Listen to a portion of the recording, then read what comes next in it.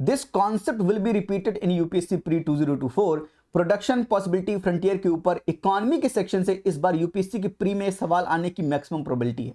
ऐसा मैं इसलिए कह रहा हूं क्योंकि यूपीएससी का एग्जामिनर बार बार अपने डिफरेंट एग्जामिनेशन में लाइक सीएपीएफ 2021 में सवाल पूछा, सीएपीएफ के 2019 में भी सवाल पूछा था प्रोडक्शन पॉसिबिलिटी फ्रंटियर के बारे में, विच मींस इस कॉन्सेप्ट पर फोकस कर रहा है यूपीएससी का एग्जामिनर। तो हमें ये कॉन्सेप्ट समझ में आना चाहिए और इस कॉन्सेप्ट को समझने में बहुत कम टाइम लगेगा, बड़ा ही इजी कॉन्सेप्ट है। आपकी डेली लाइफ के एग्जाम्पल से मैं आज आपको ये कॉन्सेप्ट सिखा दूंगा। पर कॉन्सेप्ट सिखा क्यों रहा हूं?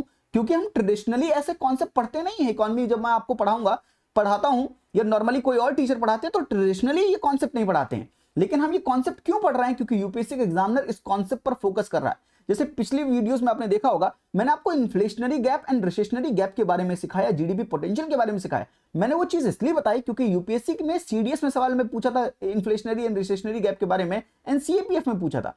तो ये कॉन्सेप्ट इसलिए इंपॉर्टेंट है क्योंकि एग्जामिनर डिफरेंट एग्जामिनेशन में, यूपीएससी के एग्जामिनर अपने डिफरेंट एग्जामिनेशन में ऐसे कॉन्सेप्ट बार बार पूछ रहा है। तो एक बार पढ़ लेंगे, समझ लेंगे, अगर यूपीएससी की प्री में आ गया तो आपको आंसर पता होगा और आप ऐसा नहीं होगा कि आपने बिना सही तरीके से पढ़े हुए आप वहां पर पहुंच गए। आप पहले से तैयार होंगे। ये तैयारी जीत की जो करना है, ये सही स्ट्रेटजी से करना पड़ेगा ताकि आपके ऊपर बर्डन भी कम आए और आप सही चीजों को पढ़ भी सके, क्योंकि ट्रेडिशनली वैसे कॉन्सेप्ट हम नहीं पढ़ते हैं। हेलो एंड वेलकम टू होप तोशान and welcome to this series called predict the unpredictable.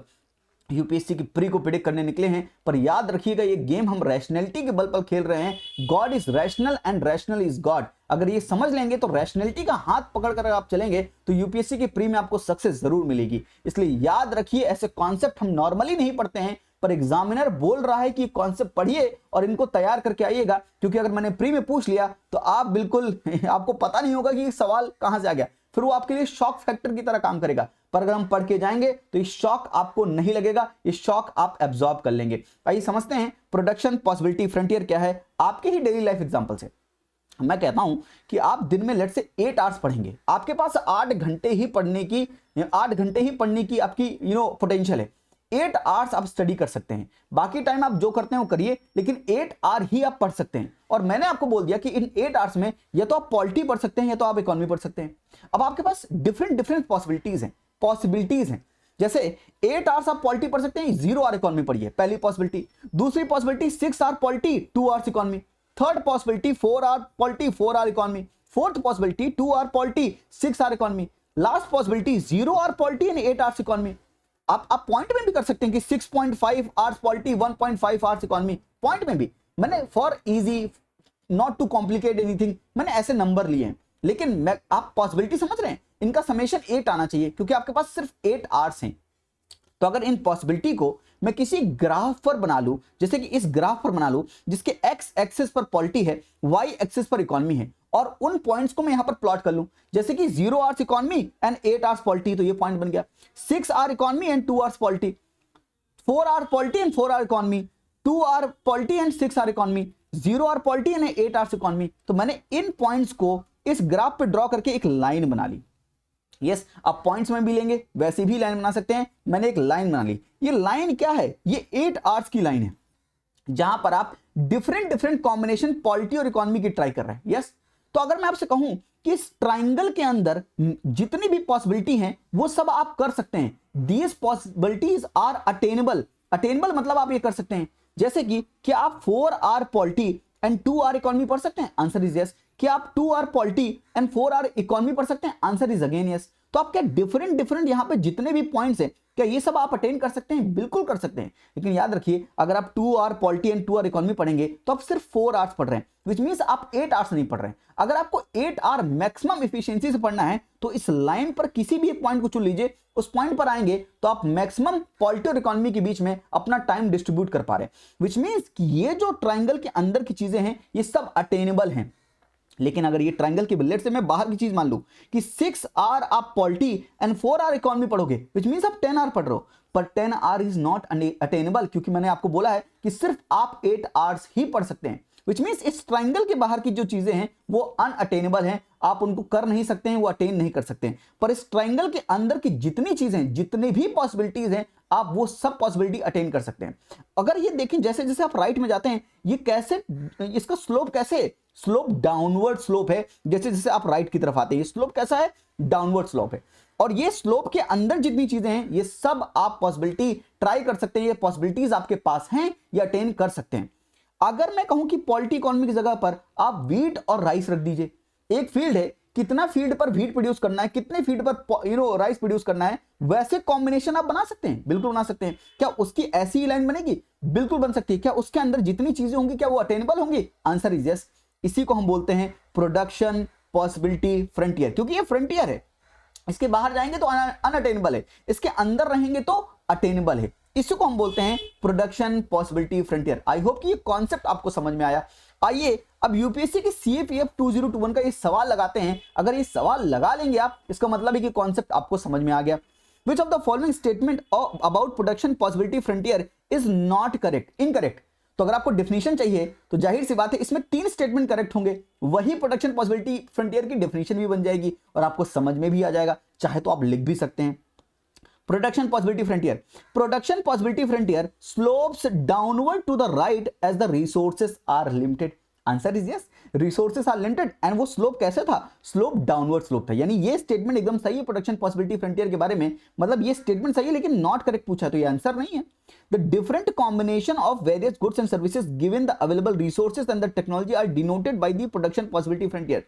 Different possibilities, different combination जो ट्राई कर रहे थे, पॉलिटी इकोनॉमी कितने घंटे पढ़ना है, तो different combination of the various goods and services is and given the available resources and technologies is denoted by the production possibility frontier। तो डिफरेंट कॉम्बिनेशन तो बताता है, मतलब ये स्टेटमेंट भी सही है प्रोडक्शन पॉसिबिलिटी फ्रंटियर के बारे में। तीसरा स्टेटमेंट, एनी पॉइंट ऑन और inside the production possibility frontier is attainable under existing technology and resources. It is attainable. तो जो भी उस ग्राफ के अंदर था, जो भी उस ट्राइंगल के अंदर था, जो भी उस फ्रंटियर के नीचे वाली चीजें थी, ऑन और inside that production possibility frontier, वो अटेनेबल थी। तो ये स्टेटमेंट भी करेक्ट है। तो आंसर क्या होगा इसका? ये डी आंसर हो गया। डी आंसर क्यों है? क्योंकि ये इनकरेक्ट है प्रोडक्शन पॉसिबिलिटी फ्रंटियर के बारे में। क्यों इनकरेक्ट है? On the production possibility frontier, the output of commodity can be increased without changing the output of the another commodity। किसी एक कमोडिटी का आउटपुट इंक्रीज कर सकते हैं बिना दूसरे को इंक्रीज किए। ऐसा तो नहीं हो सकता, किसी का भी एक इंक्रीज करेंगे तो दूसरे का डिक्रीज करना पड़ेगा। पॉलिटी बढ़ाएंगे तो इकोनॉमी कम करना पड़ेगा, इकोनॉमी बढ़ाएंगे तो पॉलिटी कम करना पड़ेगा, वीट बढ़ाएंगे तो राइस कम करना पड़ेगा, राइस बढ़ाएंगे तो वीट कम करना पड़ेगा। विच मींस कि किसी भी एक कमोडिटी का आउटपुट अगर इंक्रीज करना है तो दूसरे को अनचेंज नहीं रख सकते, चेंज होना ही पड़ेगा। एक बढ़ेगा तो दूसरा घटेगा ही घटेगा। इसलिए ये आंसर होगा प्रोडक्शन पॉसिबिलिटी फ्रंटियर के बारे में। ये स्टेटमेंट गलत है और नॉट करेक्ट पूछा, इसलिए ये आंसर है। आई होप ये आप समझ गए और ये 3 चीजें भी आप समझ गए ये क्यों सही है, और यही प्रोडक्शन पॉसिबिलिटी फ्रंटियर की डेफिनेशन भी बन गया। तो आपको प्रोडक्शन पॉसिबिलिटी फ्रंटियर पूरा समझ में आ गया कि किस तरह से ये वर्क कर रहा है। मैंने इजी एग्जांपल पॉलिटी इकोनॉमी से समझा दिया आपको, ताकि वो चीजें आपको समझ में आ जाए, बेहतर समझ में आ जाए। ये 2019 का सवाल, आप आंसर बताएंगे sir. Which of the following statement is true with regard to an economy which is on its production possibility frontier? कौन सा ट्रू है? Economy has to sacrifice some production of one commodity in order to increase the production of other commodity. एक को बढ़ाएंगे तो दूसरे को sacrifice करना पड़ेगा, कुछ प्रोडक्शन उसका कम करना पड़ेगा। यही तो इसका आंसर है, बाकी गलत है। देयर इज नो लिमिट और constraint for the economy in the production of the goods and services. There is a constraint. आप इसके बाहर तो नहीं जा सकते क्योंकि वो चीजें अनअटेनेबल है। प्रोडक्शन पॉसिबिलिटी फ्रंटियर के आउटसाइड नहीं जा सकते। Economy can produce more of one commodity up to a point without reducing the production of the any other commodity. Reduce करना पड़ेगा अगर आप एक को बढ़ा रहे हैं।